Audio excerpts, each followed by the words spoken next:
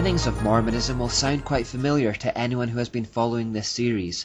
It began when its founder, Joseph Smith, claimed to have been visited by an angel of light called Moroni, who preached to him a different gospel to that found in the Bible. Joseph Smith himself belonged to a family that was heavily involved with Freemasonry. In the Mormon Church and Freemasonry, Terry Chateau writes, "The Joseph Smith family was a Masonic family which lived by and practiced the estimable and admirable tenets of Freemasonry.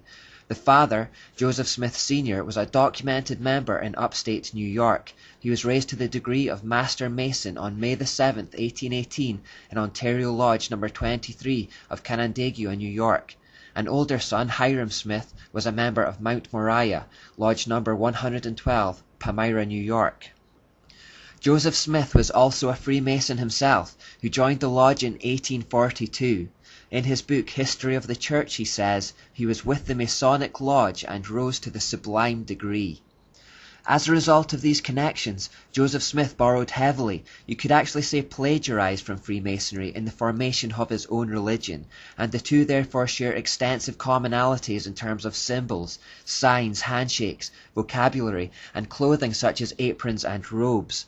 Mormon temple garments also tellingly bear the square and compass symbol from Freemasonry, although Joseph Smith gave all these things a slightly different meaning.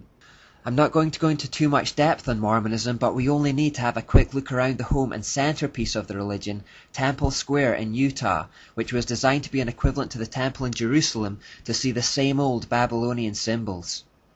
The inverted pentagram representing Satan, for example, is to be found all around Temple Square in many different forms, such as here above the windows.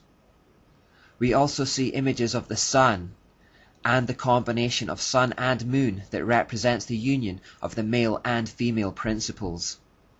Above the door we also find the all-seeing eye peeking out from behind a veil and surrounded by a sunburst. The veil could well represent the initiation of going through the veil towards the light, or the fact that the true nature of the cult is veiled to the uninitiated. One of the ideas Joseph Smith took from Freemasonry for his cult was secret handshakes, and this is also alluded to on the temple. Masonic buildings have similar engravings such as this. Within Temple Square there is a museum documenting the history of the Mormon Church. It too contains the symbols that betray its mystery root. These pentagrams are to be found at the entrance to the museum. Manly P. Hall wrote, "In symbolism, an inverted figure always signifies a perverted power. The average person does not even suspect the occult properties of emblematic pentacles." You'll also find the sun god symbol at the same entrance, just right of the pentagrams. And now finally, here are some more of those inverted pentagrams in the kids' corner. Mormons are similar to Catholics in that many Christians are not sure what to make of them.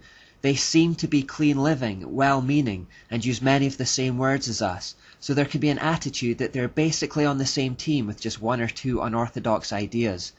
Mormons actually believe that they can become gods through being a good Mormon, who will one day be given godhood over their own universes, and that God himself was once a man on another planet. These are, of course, lies straight from the serpent's mouth. They believe the Book of Mormon has higher authority than the Bible. They believe that there are many gods, that there is a mother god, that God has a goddess wife, that there is no salvation outside of the Mormon Church or without acknowledging Joseph Smith as a prophet, and they also state that Jesus' sacrifice on the cross was not enough by itself, and that we need to do good works as well, which is always a mark of a false religion. Hopefully this information, along with a quick look at the symbols, will tell you just who the spiritual power behind the cult of Mormonism really is, and you will discover it has no compatibility with Christianity at all.